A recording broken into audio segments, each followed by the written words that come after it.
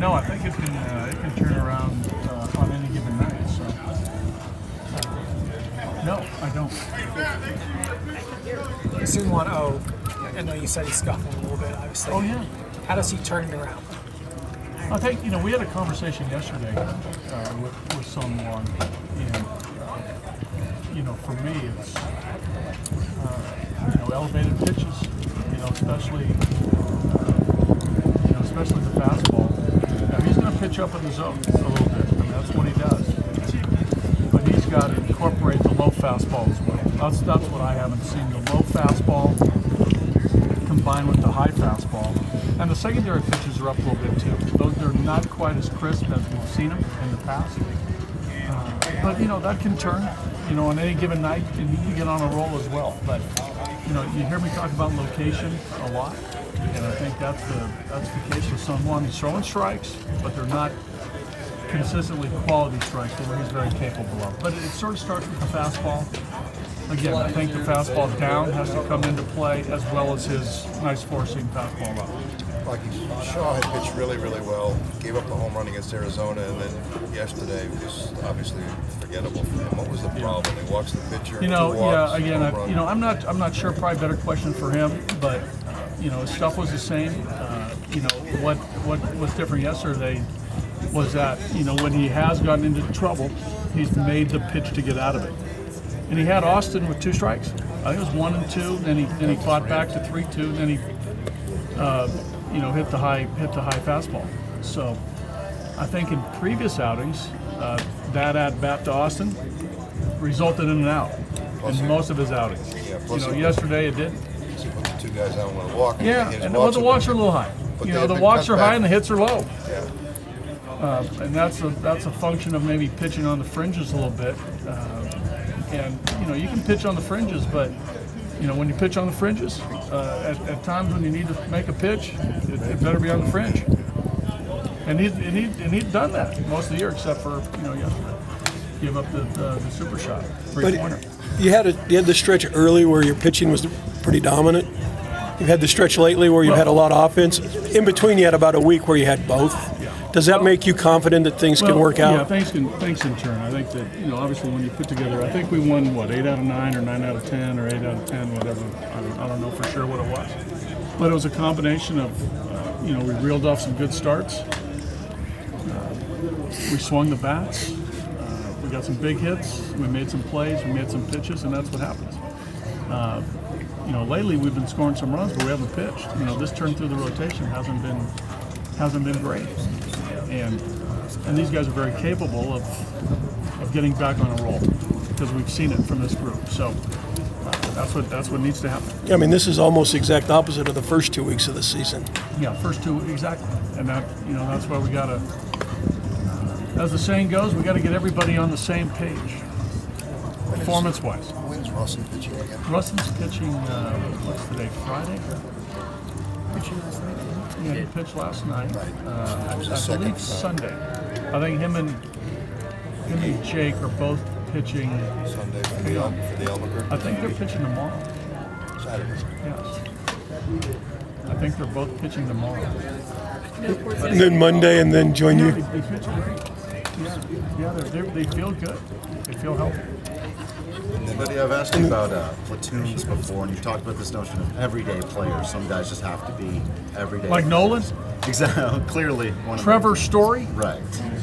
Charlie Blackmon. With his play of late, has Raimel Tapia taken a step into being an everyday player? Let's don't get ahead of ourselves. Hold on 1 second. He's doing very well. We'll continue to watch Tap, but he's doing fine.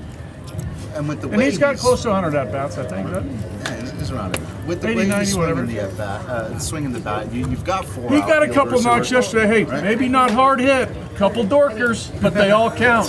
Putting the ball in play. Go to barrel rate, right? It was But fuzzy. you know what I'm saying. I mean, listen, you can spin it anyway. Well, he's doing great. Well, someone he's who doing did fine. barrel one up yesterday is Desmond, who's really crushing left-handed pitching. So how do you navigate the kind of 4 outfielders who need to play? Every day's a day where we're going to post the lineup. and we're gonna put the guys out there on that night that we feel give us the best chance to win, and also complement our bench, where we have some firepower on the bench as well to help us win. And there's a navigation of giving guys rest, getting guys in there to stay current, all those things.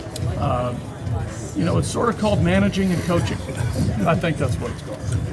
Kyle Freeman has struggled a little bit here as of late. Is it a mentality thing, a mechanical thing, or is it just a baseball? I think it's a little mechanics. I do think there's I do think there's a little bit of a component of Kyle trying to do too much. I think that's coming into play a little bit, and we've talked about that.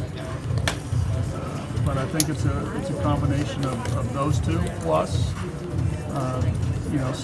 when we speak to mechanics, I think the release point has been a little bit off. Too many balls up in the strike zone. Yesterday, I thought he was much better down. And he's working through a couple different things with the pitching coaches about his a little bit of his leg kick, his pause, where his hands are when he separates. There's some technical stuff that we're talking about. Coming into 18, one of the big things was him working on his balance and staying tall, and his release point actually raised a little bit. Is that, Well done. is that one of the things you've seen that's been maybe a struggle for him? Is the release point lowering because of that balance? I think there's been a little bit of discussion about how long he stays over the rubber, the balance point, when you see him sort of pause a little bit. There's some talk of looking at an old video to see really what the balance is there as far as that hesitation, and a little bit of how he separates and gets the ball out of his glove and gets his arm going. So it's fairly technical stuff and baseball stuff that we're talking about, but I think those are contributors to maybe to some of the pitches that we've seen that are not Kyle-like. But going back to when you said Kyle might be trying to do too much, can that come as a result of not just him struggling, but when the pitching staff is a group? I think Kyle has a lot of pride, and he wants to do everything he can to win a game or stop a losing streak or really hold down the opponent. And a lot of times, when you put that sort of high expectation on yourself or pressure, whatever you want to call it, it sort of takes you off the focus of what you're really trying to do, and that's make pitches. So that's something we've discussed. So that can happen, but that's him wanting to be a guy too, or just Kyle that you've seen that with? I think it can go individual too. I mean, everybody's different. Everybody has their unique personality, but I can see at times players, both pitchers and position players, try to do a little bit too much, and that works against most players most of the time. Is he able to? Who's he? Kyle Freeman. Okay. Is he able to extend how long he pauses or speed it up depending on and without messing up his mechanics? Yeah. I think he was doing that against the Phillies. I think it really screwed him. I'm sorry. I think it really was I think it was effective against the Phillies. Well, again, I think it all sort of works together, blends together. That too much or it's not long enough. We got to get the right balance of what feels comfortable and what is really what's really functional. Have you seen him able to change that though?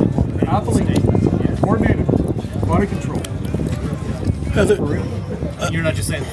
No, good athlete. So he was saying after the outing yesterday, it felt like progress, like, it wasn't eureka, I got it out, but there was progress there with the hand. Yes, I agree. Yes, these things don't happen overnight. There's a comfort factor that comes into play. It seemed like yesterday, other than that one pitch, though, for the home run. I mean, other than that, he was pretty much in control of the game. I didn't really look at that pitch. It was a pretty good. Said it wasn't that bad. No. It's on the inside corner. That guy was swinging well yesterday. But I mean, the rest of the stuff wasn't really all his pitches as much as. Well, like I said, the fourth inning, he did walk some. There's too many walks for sure. And some of them were competitive walks. Some weren't. I think there was a 4-pitch walk in there. But I thought overall, it could have looked a lot different. I didn't totally reconstruct the fourth inning. I was reconstructing a lot of that game. There's a lot going on in that game, from snow to. As Boach. But we didn't help him much in the fourth quarter. 2 errors. Yeah. Okay, but Jerry.